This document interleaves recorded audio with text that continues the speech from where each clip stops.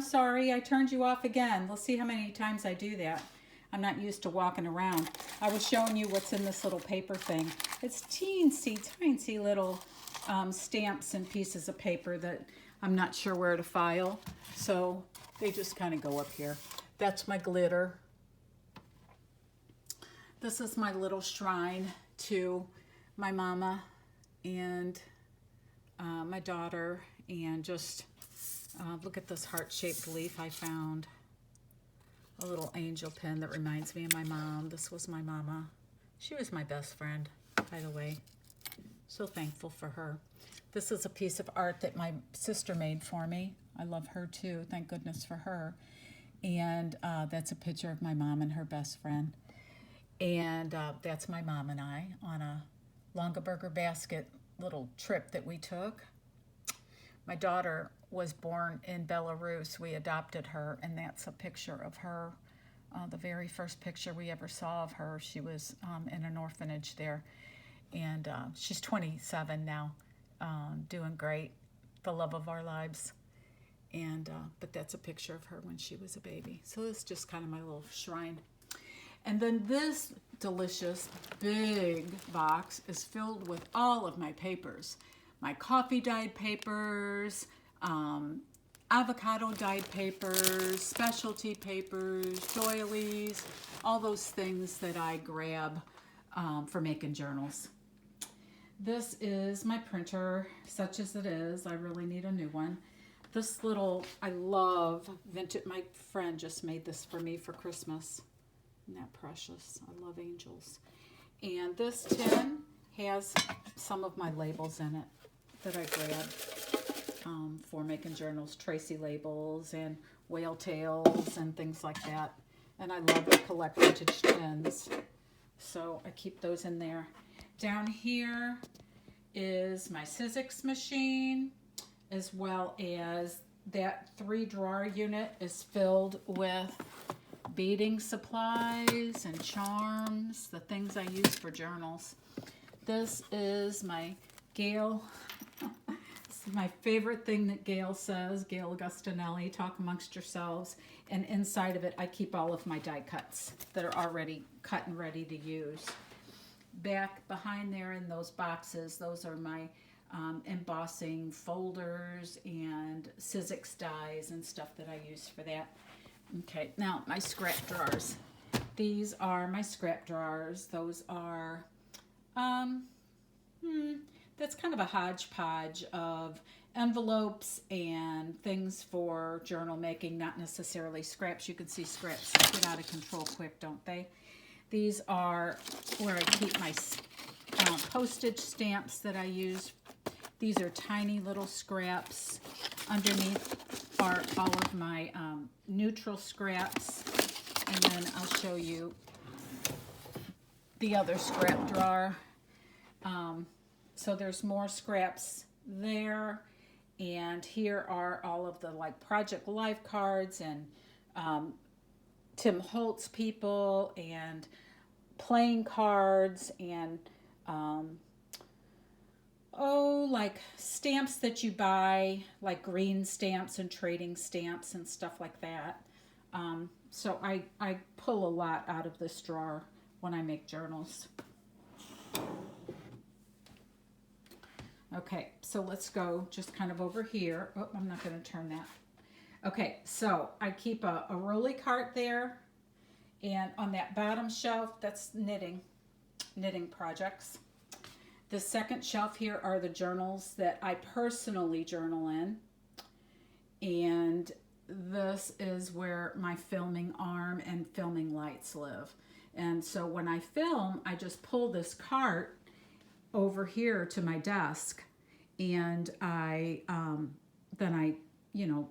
arrange it and put my lights up and film. I don't film every day. I don't film even every week, so I don't keep those up all the time. So I'll show you, this is a sample of what my desk looks like in between journals.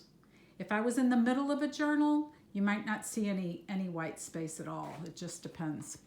So this basket is what I keep it's kind of my collection basket for the current journals that I'm working on. So the journals that I'm going to be starting, I've been collecting things in this Longaberger basket here. This is my trash can. That is, I fill it sometimes twice a day, with the things you have to throw away.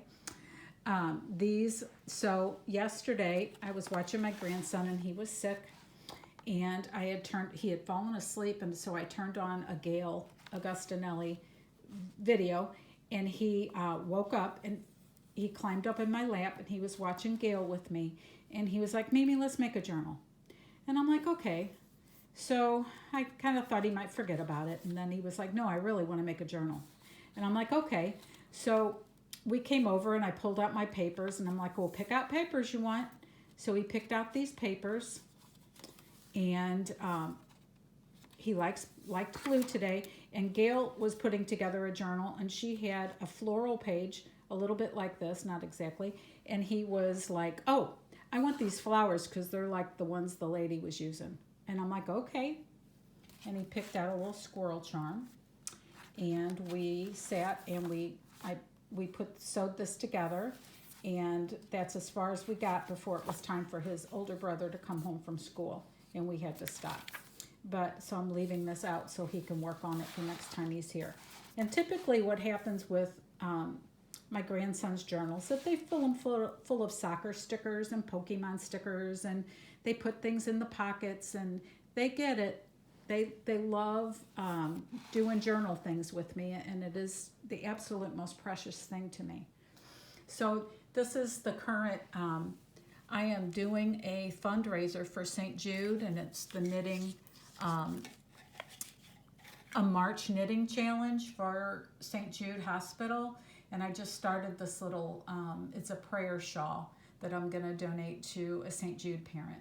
So I don't know if you follow me on Facebook. I have a Facebook page, it's Linda Perry Smith. And if you are interested in learning about the St. Jude March fundraiser that's knitting challenges, lots of people are participating, and you can learn more about it. But that's a project I just started for that. These are some things that I need to photograph and list in my Etsy store today. I try to do my photographing and my Etsy listings when I'm in between journals. But anyway, so this is my coffee. I am never without, whoops, sorry, I'm turning you again. Never without coffee. And this is my little caddy of essentials that stays on my desk all the time. This is just a toilet paper roll, and what I do is when my glue bottles get down to the last, I'll turn them over and stand them up in there so I can get the last of the glue out of them. But it's all my essentials. And if it's not on here, it's in a drawer somewhere, but yeah. So there's that, and I think there's one last cabinet I didn't show you, and it's this other tall cabinet here. It's got some of my favorite Mary Engelbreit things and a little needlepoint canvas leprechaun that my mom made. So let's open it up. And up there are stickers, and that is a caddy of markers and things. Those are embellishments. Those are punches. That down there are vintage or images that I use, and digitals for digitals for using as journal pages. Some of my book, paper pads, and all of that are like tags and note cards and extra papers and such for journals. So that's what lives in here. Now, I think I've shown you everything. So hopefully I can put these 3 videos together, because from when I was accidentally turning on and off my camera, but I wanted to show you that.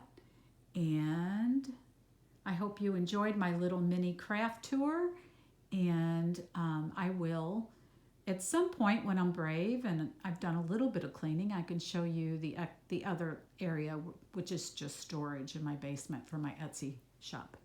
Okay, so that's it for now. I hope you have a wonderful day, and I will see you soon. Bye-bye, everybody.